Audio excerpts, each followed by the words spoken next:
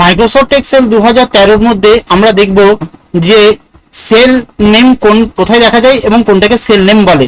যারা এই প্রথম কম্পিউটার শিখছি বা এক্সেল শিখছি তাদের জন্য এই ভিডিওটি। প্রথমে দেখুন আমরা এই ঘরটা ক্লিক করলাম, এই ঘরটার কলাম হচ্ছে বি আর রো হচ্ছে 6, তাহলে এই সেলটার নাম হচ্ছে B6। আবার এই ঘরটা ক্লিক করলাম, দেখুন কলাম হচ্ছে সি আর রো হচ্ছে 12, তাহলে এই সেলটার নাম হচ্ছে C12। এক কথায় আমরা যে ঘরটা ক্লিক করছি সেই ঘরটার নাম এক চান্সে দেখতে গেলে আমরা এখানে চলে যাব। দেখুন এটা হচ্ছে C9 সেল। এই ঘরটা ক্লিক করলে আমরা দেখতে পাবো এটা C7 সেল। এই ঘরটা ক্লিক করলে আমরা পাবো B10 সেল। অর্থাৎ এই যে ঘরটা, এই ঘরটাকে বলা হচ্ছে নেম বক্স। অর্থাৎ এক কথায় আমরা এইখান থেকে সেল নেম জানতে পারি। এখানে যদি আমরা A1 লিখে দিই এবং এন্টার দিই তাহলে দেখুন A1 সেলে চলে গেল। আমরা যদি এখানে D10 লিখি তাহলে এন্টার দিই, দেখুন D10 সেলে চলে এলো। অতএব আমরা এখান থেকে সেলে যে কোনো সেলে যেতে পারবো। অতএব এই ঘরটা ক্লিক করলে আমরা জানতে পারবো এই সেলটার নাম কি। যদি ভিডিওটা ভালো লাগে অবশ্যই লাইক করবেন, কমেন্ট করবেন, শেয়ার করবেন।